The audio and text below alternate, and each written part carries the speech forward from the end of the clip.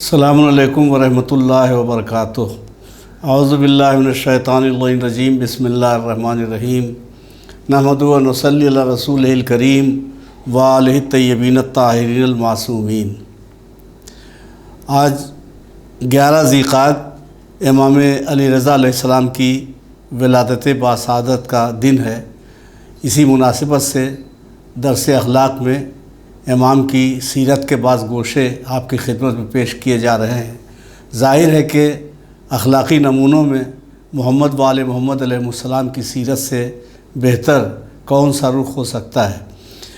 سب سے پہلے تو ہم اس مبارک موقع پر چہاردہ معصومین علیہ السلام کی بارگاہ میں مبارکباد پیش کرتے ہوئے تمام مومنین کی خدمت میں امام علی رضا علیہ السلام کی ولادت باسعادت کی مبارکباد پیش کرتے ہیں۔ رسول اکرم صلی اللہ علیہ وآلہ وسلم کے 8ویں جانشین کا نام امیر المومنین علیہ السلام کے نام پر علی رکھا گیا۔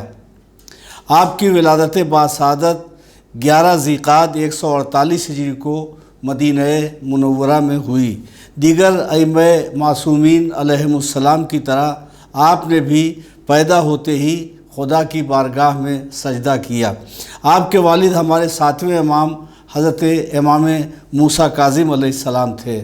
آپ کی والدہ گرامی کا نام نجمہ خاتون تھا، جو بہت عقلمند با ایمان اور پرہیزگار خاتون تھیں۔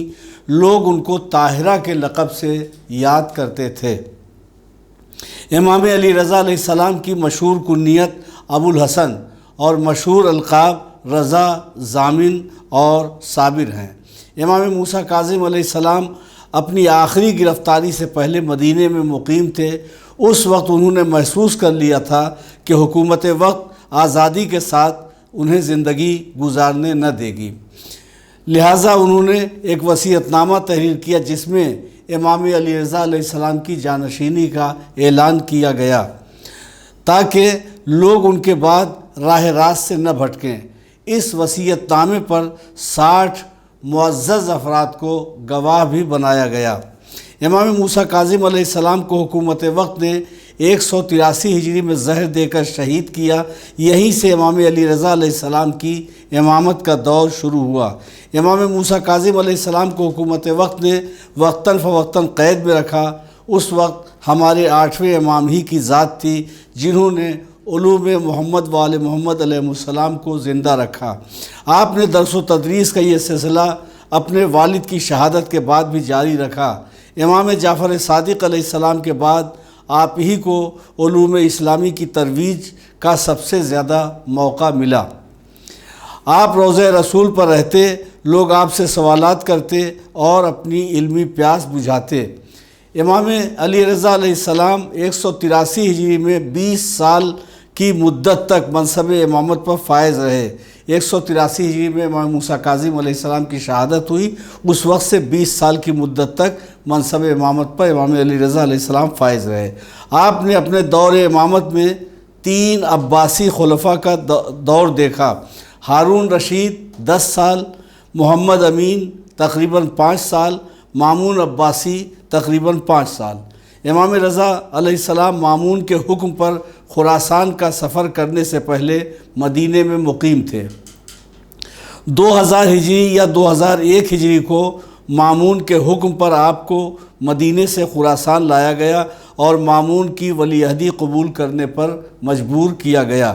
امام نے مدینہ سے خراسان جاتے وقت نیشا پور کے مقام پر ایک حدیث ارشاد فرمائی جو سلسلۃ الذہب کے نام سے مشہور ہے۔ مامون نے اپنے خاص مقاصد کی خاطر مختلف ادیان و مذاہب کے اکابرین علماء کے ساتھ آپ کے مناظرے کروائے، جس کے نتیجے میں یہ سارے اکابرین آپ کی فضیلت کے معترف ہوئے۔ امام علی رضا علیہ السلام ہمارے دیگر ائمہ کی طرح اپنے زمانے میں عبادت خدا، علم، اخلاق و دیگر صفات حسنہ کے سب سے اعلیٰ صفات پر فائز تھے۔ آپ کے اخلاق کی بلندی کا اندازہ اس بات سے لگایا جا سکتا ہے کہ آپ کی خدمت میں آنے والا کوئی شخص آپ سے متاثر ہوئے بغیر نہیں رہ سکتا تھا۔ ابراہیم ابن عباس کا بیان ہے، میں نے کبھی نہیں دیکھا کہ امام علی رضا نے بات میں کسی پر ظلم کیا ہو، لفظوں کے ذریعے سے گفتگو میں بات پر کسی پر ظلم کیا ہو، بات میں کسی پر ظلم کیا ہو، یہ بہت بڑی بات ہے۔ عملی طور پر تو ظلم کرنا الگ بات ہے، گفتگو میں بات میں بھی کسی پر ظلم نہیں کیا امام علی رضا علیہ السلام نے۔ اور یہ بھی نہیں دیکھا کہ آپ نے کسی کی بات تمام ہونے سے پہلے اس کی بات کاٹ دی ہو۔ ہم لوگ اکثر گفتگو آپس میں کرتے ہیں تو کسی کی بات ختم نہیں ہوتی کہ اس سے پہلے اپنی گفتگو شروع کر دیتے ہیں، مگر راوی کا بیان ہے کہ میں نے یہ کبھی نہیں دیکھا کہ آپ نے کسی کی بات تمام ہونے سے پہلے کاٹ دی ہو۔ کسی ضرورت مند کی ضرورت اگر پوری کر سکتے ہوتے تو اس کو رد نہیں کرتے تھے، دوسروں کے سامنے پاؤں نہیں پھیلاتے تھے، کبھی بھی کسی غلام سے سختی سے بات نہیں کرتے تھے۔ آپ کی ہنسی قہقہہ نہ ہوتی بلکہ مسکراہٹ ہوتی تھی۔ جس وقت دسترخوان چنا جاتا اس وقت گھر کے تمام لوگوں کو جمع کرتے، یہاں تک کہ اپنے خادموں کو بھی اپنے ساتھ دسترخوان پر بٹھاتے اور وہ سب امام کے ہمراہ کھانا کھاتے۔ رات میں جاگتے زیادہ تھے اور سوتے کم تھے، اور اکثر اوقات آپ صبح تک بیدار رہتے تھے، بہت روزے رکھتے تھے اور ہر مہینے میں 3 روزے کبھی ترک نہیں فرماتے تھے، ہر مہینے میں 3 روزے کبھی ترک نہیں فرماتے تھے۔ پوشیدہ طور سے زیادہ کار خیر فرماتے تھے اور اکثر رات کی تاریکی میں مخفی طور پر فقیروں کی مدد فرمایا کرتے تھے۔ امام کی سیرت کی یہ پہلو ہمیں یاد رکھنے چاہیے اور کوشش یہ کرنی چاہیے کہ ہم بھی لوگوں کے ساتھ یکساں سلوک کریں، جو جس سلوک کا مستحق ہو اس کو اس عنوان سے اس کے ساتھ پیش آئیں، اور اس کے علاوہ ملازمین وغیرہ کو حقیر یا گری ہوئی نظروں سے نہ دیکھیں بلکہ سب کو اللہ کا بندہ تصور کریں، اور جس کی مدد کر سکتے ہو مدد کریں، وہ بھی لوگوں کو دکھا کے نہیں، نمائش کر کے نہیں، بلکہ کوشش کی جائے کہ مخفی طور پر دوسروں کی مدد کی جائے۔ یہ امام کی سیرت کا اہم پہلو تھا جسے میں نے آپ کی خدمت میں پیش کیا۔ امام علی رضا علیہ السلام مسند امامت پر جلوہ افروز ہوئے تو ہارون رشید کا دور حکومت تھا۔ ہارون کے انتقال کے بعد حکومت اس کے بیٹوں مامون اور امین کو ملی۔ اقتدار کی ہوس میں مامون اپنے بھائی امین کو قتل کر کے مطلق العنان حکمراں بن گیا۔ اس وقت مامون کی حکومت کو 3 جانب سے خطرہ تھا۔ امین کے چاہنے والے بار بار حملہ کر رہے تھے، دوسری جانب اپنے ہی لشکر کے سرداروں کی بغاوت نے مامون کو بدحواس کر دیا تھا، تیسری جانب وہ سادات کرام تھے جو ہارون کے زمانے میں سب سے زیادہ ظلم و ستم کا نشانہ بنے تھے اور مسلسل حکومت سے برسر پیکار تھے۔ مامون نے پریشان ہو کر سوچا کہ کسی طرح مخالفتوں کو کم کیا جائے۔ اسی مقصد کے تحت اس نے امام علی رضا علیہ السلام کو ولی عہد بنانے کا فیصلہ کیا۔ مدینے میں جب امام کو مامون کا پیغام ملا تو آپ مجبوراً خراسان کی جانب روانہ ہوئے۔ آپ کو مامون کے سپاہی ایک غیر معروف راستے سے لے کر چلے۔ راستے میں آپ نے بندگان خدا کے فائدے کے لیے بہت سی کرامتیں یعنی معجزات دکھائے۔ جب آپ نیشا پور پہنچے تو نماز ظہر کا وقت تھا، لوگوں کو وضو کے لیے پانی نہ تھا، میسر نہ تھا، چنانچہ آپ نے ایک چشمہ جاری فرمایا جو آج بھی چشمہ امام رضا کے نام سے مشہور ہے۔ شکر ہے خدا کا، پروردگار کا لاکھ لاکھ شکر ہے کہ اس چشمے کی ہم کئی مرتبہ زیارت کر چکے ہیں، اور پہلی مرتبہ اس چشمہ امام رضا کی زیارت اس وقت کی تھی جب اسے گھیرا نہیں گیا تھا بلکہ نیچے تک لوگ جاتے تھے اور براہ راست چشمے سے پانی حاصل کر لیتے تھے۔ اب تو خیر اسے کنویں کی صورت میں ڈھک دیا ہے، بند کر دیا ہے اور پائپ لگا دیا ہے، نل لگا دیا ہے، اس کے ذریعے سے پانی حاصل کیا جاتا ہے، لیکن وہ چشمہ آج بھی موجود ہے اور لوگ اس سے استفادہ کرتے ہیں۔ وہاں سے امام علی رضا علیہ السلام طوس پہنچے جہاں پتھر کے ظروف یعنی پتھر کے برتن بنانے کا رواج تھا۔ لوگوں کی درخواست پر آپ نے دعا فرمائی جس کے اثر سے وہ پہاڑ نرم ہو گیا جس کے پتھر سے برتن بنائے جاتے تھے۔ اس موقع پر لوگوں نے فخر سے کہا حضرت داؤد نے لوگوں کے لیے لوہا نرم کیا تھا اور ہمارے امام نے پتھر نرم کیا ہے۔ حضرت داؤد علیہ السلام وہ تھے جنہوں نے لوگوں کے لیے لوہا نرم کیا تھا، امام علی رضا علیہ السلام وہ ہیں کہ جنہوں نے لوگوں کے فائدے کے لیے پتھر کو نرم کر دیا ہے۔ اسی سفر کے دوران نیشاپور میں 24,000 کا مجمع آپ کی زیارت کے لیے اکٹھا ہوا۔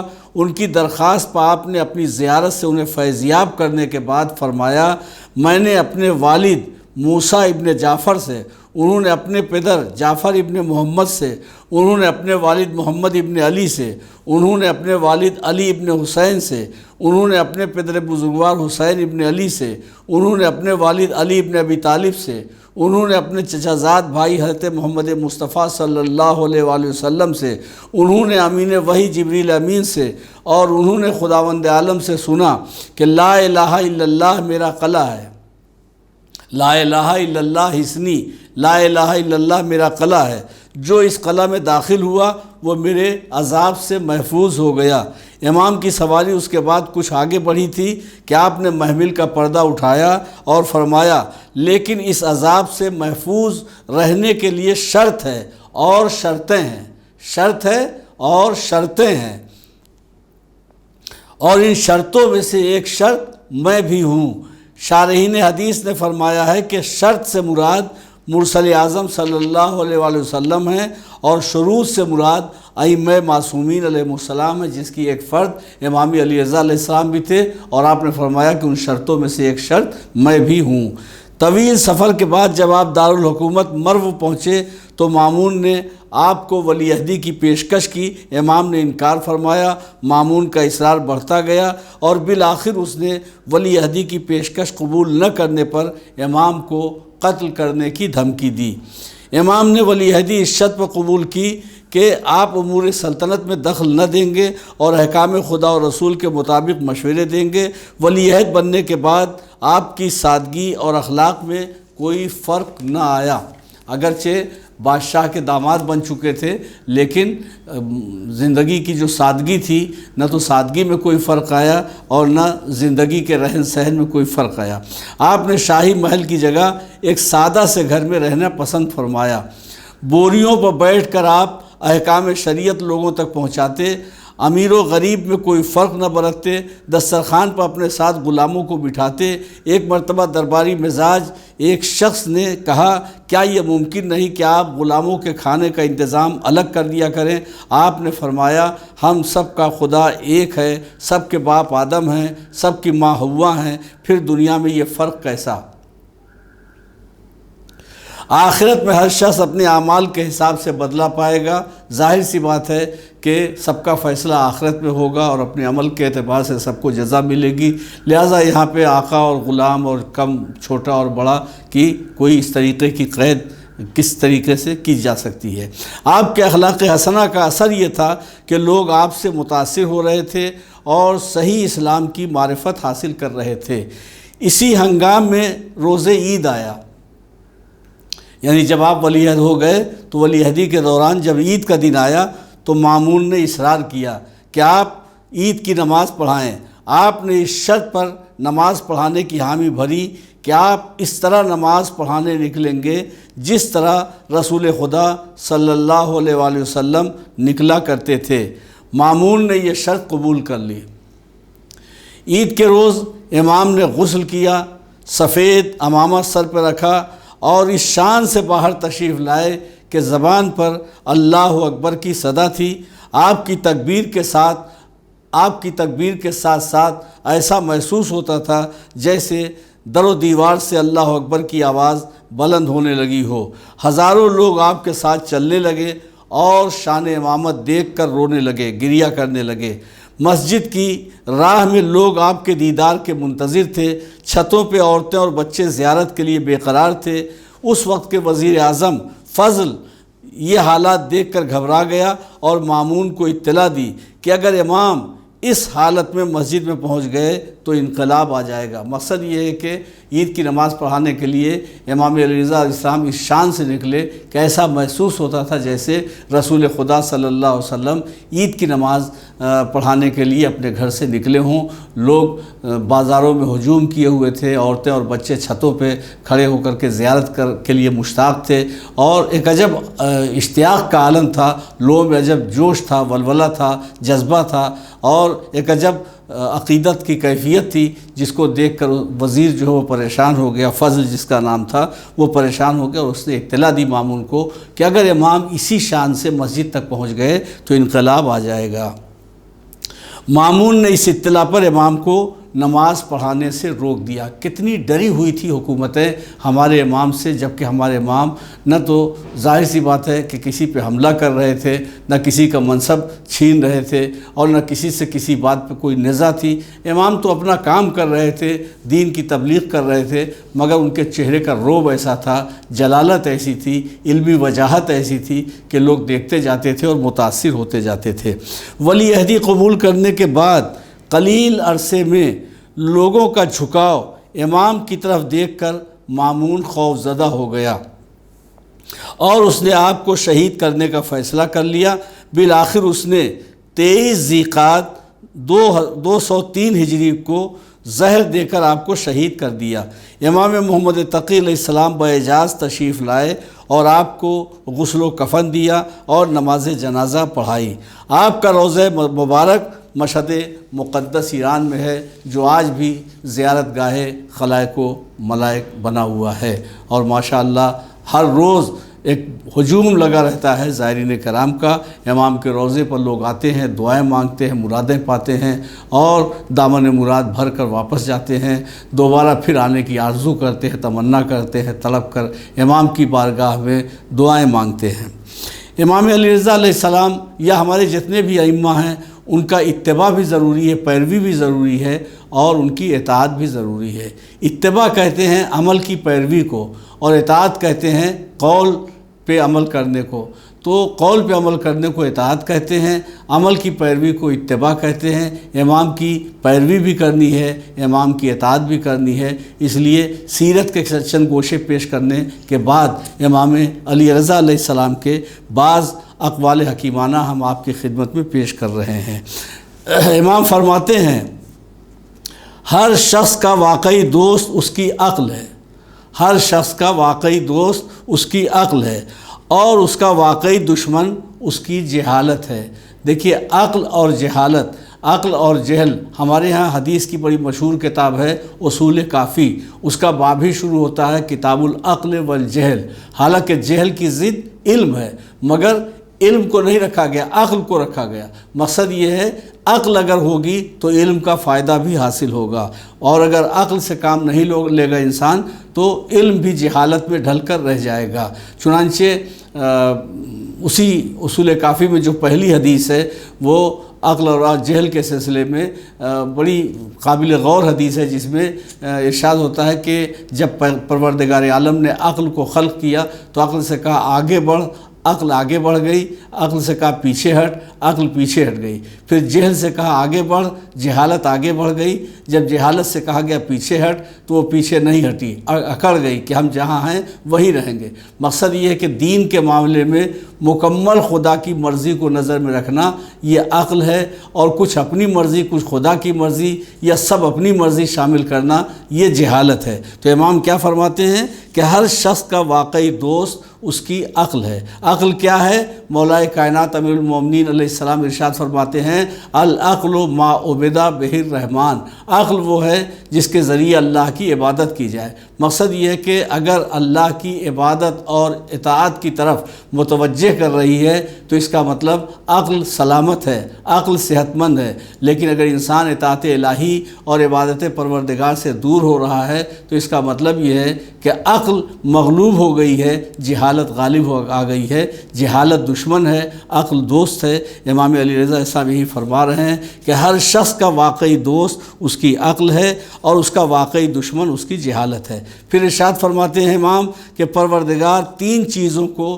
سخت ناپسند کرتا ہے، بیجا بحث و مباحثہ۔ اب ہم بیٹھ کے جو بھی ہے اس سے اپنا بحث و مباحثہ شروع کر دیتے ہیں، بیجا بحث و مباحثہ، اس کی امام ممانعت فرما رہے ہیں کہ اللہ تعالیٰ اس چیز کو ناپسند کرتا ہے۔ مال کا ضائع کرنا، فضول خرچی، مال کا ضائع کرنا، اور زیادہ سوال کرنا۔ رسول اکرم صلی اللہ علیہ وسلم نے بھی فرمایا کہ 4 چیزوں سے دل کی موت واقع ہو جاتی ہے: مسلسل گناہ کرنا، عورتوں سے زیادہ گفتگو کرنا، احمق آدمی سے بحث و مباحثہ کرنا اور بدحواس دولت مندوں کے ساتھ اٹھنا بیٹھنا۔ امام علی رضا السلام فرماتے ہیں ہم اہل بیت وعدے کو ایک قرض سمجھتے ہیں، وعدے کو ایک قرض سمجھتے ہیں اور اس کی ادائیگی کو اپنا فرض سمجھتے ہیں۔ اکثر ایسا ہوتا ہے کہ ہم سے کسی نے وعدہ کیا کہ بیٹے کی ہماری فلاں تاریخ کو شادی ہے، آپ تشریف لائیے گا۔ ہم نے کہا انشاءاللہ۔ انشاءاللہ کا مطلب یہ ہوا کہ اگر اللہ نے چاہا تو دل میں تو ارادہ یہ ہے کہ ہم کو آنا ہی نہیں ہے۔ انشاءاللہ اس موقع پر ہی کہا جاتا ہے کہ جب عام طور سے دل میں ارادہ یہ ہوتا ہے کہ ہمیں آنا نہیں، حالانکہ ایسا نہیں ہونا چاہیے۔ انشاءاللہ کا مطلب یہ ہے کہ اگر واقعی اللہ نے چاہا تو ہم ضرور آئیں گے۔ تو امام کیا فرماتے ہیں کہ وعدے کو فرض سمجھتے ہیں، قرض سمجھتے ہیں، وعدے کو قرض سمجھتے ہیں اور اس کی ادائیگی کو اپنا فرض سمجھتے ہیں۔ مقصد یہ ہے کہ اگر کسی سے کوئی وعدہ کیا جائے تو اس وعدے کو وفا کرنا اپنا فریضہ سمجھنا چاہیے۔ پھر امام فرماتے ہیں ایک زمانہ آنے والا ہے جب عافیت کے 9 حصے گوشہ نشینی میں ہوں گے اور ایک حصہ سکوت میں ہوگا۔ آخر میں امام کا فرمان آپ کی خدمت میں پیش کر کے گفتگو کو تمام کرنا ہے۔ امام فرماتے ہیں جو انسان خدا کے مختصر رزق پر راضی ہو جاتا ہے خدا اس کے مختصر عمل پر بھی راضی ہو جاتا ہے۔ ہمیں امید ہے کہ امام علیہ السلام کے سیرت کے ان بعض گوشوں اور بعض آپ کے اقوال حکیمانہ کو نظر میں رکھتے ہوئے ہم اپنی زندگی کو اس طریقے سے سنواریں گے اور سجائیں گے کہ ہماری دنیا بھی کامیاب ہوگی، آخرت بھی کامیاب ہوگی، یعنی دنیا اور آخرت دونوں میں ہمیں کامیابی حاصل ہوگی۔ دنیا اور آخرت میں سرخرو ہوں گے امام کی سیرت پہ عمل کر کے، امام کے اقوال پہ عمل کر کے انشاءاللہ اس دنیا میں بھی سرخرو ہوں گے، اس دنیا میں بھی سرخرو ہوں گے۔ خدا بھی ہم سے راضی ہوگا، محمد وآل محمد علیہ السلام بھی ہم سے راضی ہوں گے۔ خدا حافظ، فی امان اللہ۔ آخر میں ایک بار پھر آپ کی خدمت میں امام علی رضا علیہ السلام کی ولادت باسعادت کی مبارکباد پیش کرتا ہوں۔ فی امان اللہ، التماس دعا۔